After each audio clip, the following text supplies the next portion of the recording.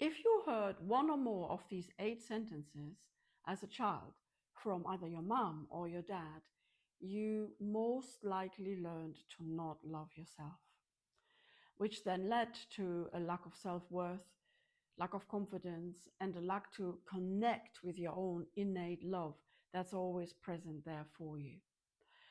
And today I will share with you those 8 sentences that no child should ever be told, and the effect they had and how to heal them. The first sentence is, don't be so silly. It's not so bad. And this completely devaluates the child's experience. And the problem that it might have shared, it might have dared to speak about, then gets squashed basically immediately. And the child will always feel silly for thinking a certain thing or thinking in a certain way. All problems a child has, no matter how small, are important to them, and they need to be heard and respected. 2, because I say so. This usually comes from a quite authoritarian mom or dad. It puts down the child, it overpowers her, and she learns her opinion doesn't count. 3, you can't do that. This usually comes from a parent who had problems achieving their things. And it's a very negative affirmation, of course, and it's a self-fulfilling prophecy that the parents puts onto the child. And it takes away the child's confidence, its optimism, and its courage to try something new. Number 4 is, that's not how you do it. Such a generalization hurts the child's self-worth, and it basically kills the trust in herself or himself. 4, stop crying. This is something I've heard a lot, and it's devastating for me. It's because it actually tells the child indirectly that it's not allowed to cry. But crying is a very healthy way to work through emotions. And hearing that sentence makes the child suppress her emotions and label them as wrong or bad or not wanted. And later, probably it will lead to fears, and it will hinder loving herself, because like for me, I was identified with my feelings, they were my guidance. And if I'm not allowed to express them, I can't be myself. 5, look how amazing, look how good your brother is doing this. Look how good she's doing it, or your sister is doing it. This is sort of a typical thing parents might say to encourage the younger one to come along, to do it better, to try harder. But comparing causes pressure and a feeling of not being good enough, and that the child should be like her sister or her brother. 6, if you don't stop doing that, then you will not get daddy done, whatever the child has been looking forward to. So this is actually taking away the child's trust in the parent's word, and they will disrespect the parent who says that, because somebody who doesn't keep their word can't be trusted. That's really bad for the child. It causes insecurity in them. So the 7th one is, you drive me crazy. Stop stressing me out. And this, of course, dumps the unresolved emotions of the parent onto the child, which is a very irresponsible act from the parent. And the child will take that on and feel burdened, and a fear of, again, of being and doing its thing, and might have to start walking on eggshells around the parent. So again, that causes fear, and if the more fear there is in the child, the less love she or he can't express for themselves. Number 8 is, I told you so. This humiliates the child and hinders it to make experiences and learning from her mistakes. All of these sentences have one thing in common. They were spoken from the conditioned mind of the parent instead of from their empathic, loving heart that the child really needs to feel and connect with in order to trust the parent and finally in later life herself. If you heard one of these sentences or a similar one and the words still hurt you, it's time to finally resolve them, right? Stop waiting for anybody to rescue you, save you, or heal you. And stop looking for love outside of yourself.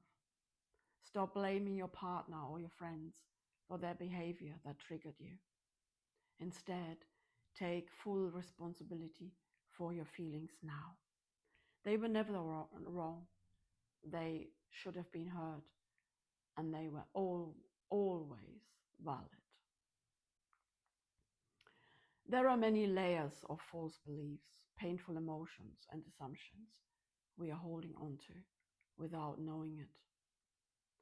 And many empaths tell themselves that they're fine because they don't know how to heal themselves, and then try to function with all that old baggage, with all that fear, guilt, or shame. But that is like driving a car, a fast car with a handbrake on, because the fast car is standing for the flow, the flow of life that wants to flow through you, to show you who you are, to enable you to express yourself. And it also means that you're living in the past and are not present here and now where life is happening, because you let the childhood conditioning run your life. You are living from your false identity instead of your true self. You're living from fear instead of your innate love. And you are hindering yourself instead of shining your light. To reclaim your innate love for yourself, go inside. Right now, if you like. Deeply connect with your heart and feel whatever feelings are present right now. Do you know what you're feeling right now? And if you want to resolve a particular situation that was created while hearing those sentences, this is what you can do. Go back to that situation that caused you a fear or an emotion that was unpleasant, and connect with that feeling, with that upset, with that hurt, with that fear. What exactly were you scared of? What did you think would happen? Allow whatever emotion wants to be seen now. Allow your inner child to say what she wanted to say all those years. And then give her what she wanted to receive from your parent at that time.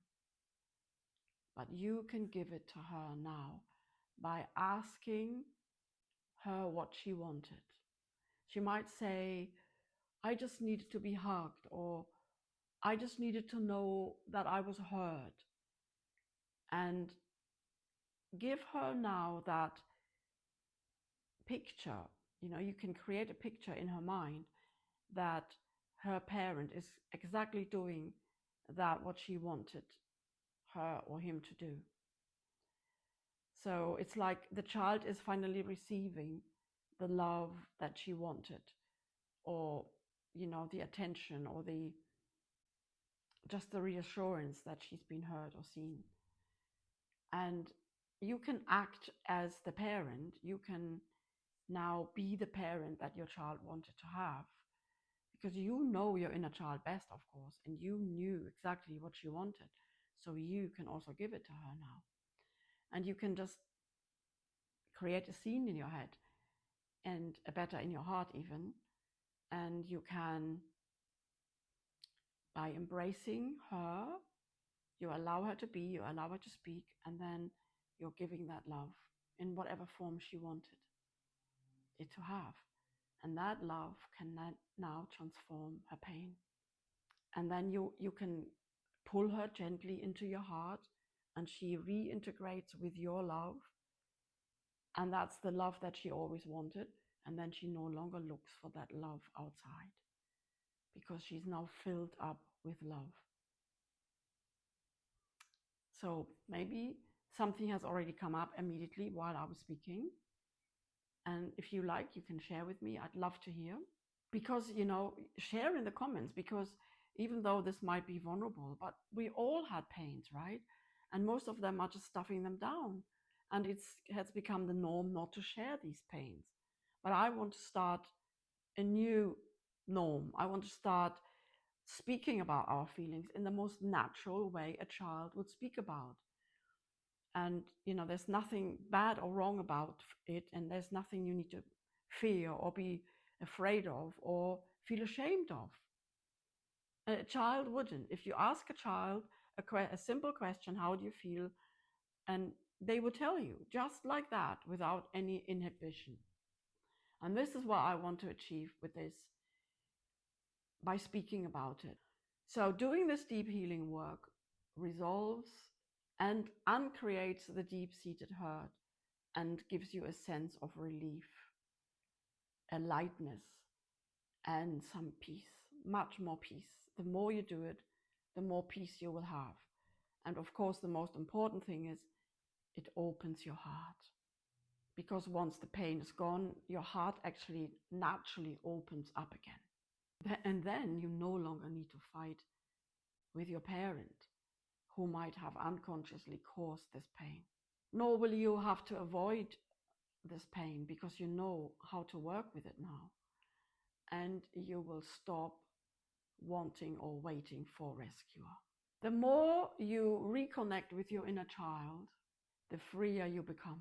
And now that you own your pain and no longer blame your parents or project it out, you reactivated your inner power, your innate love for yourself, and you have begun to spread that love outwards simply by feeling it. Instead of sending out a need for love, you are now radiating it, and people will feel that.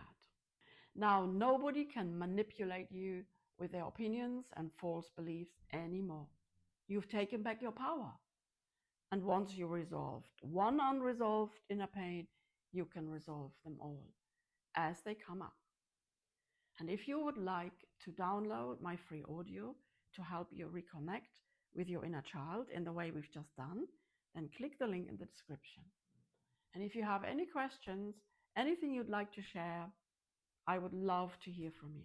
I made this video as an extension to my last video. You can watch it here next. That was me sharing about my mother's wound and how I resolved it. And I wish you a beautiful week until next week. And don't forget, love yourself no matter what.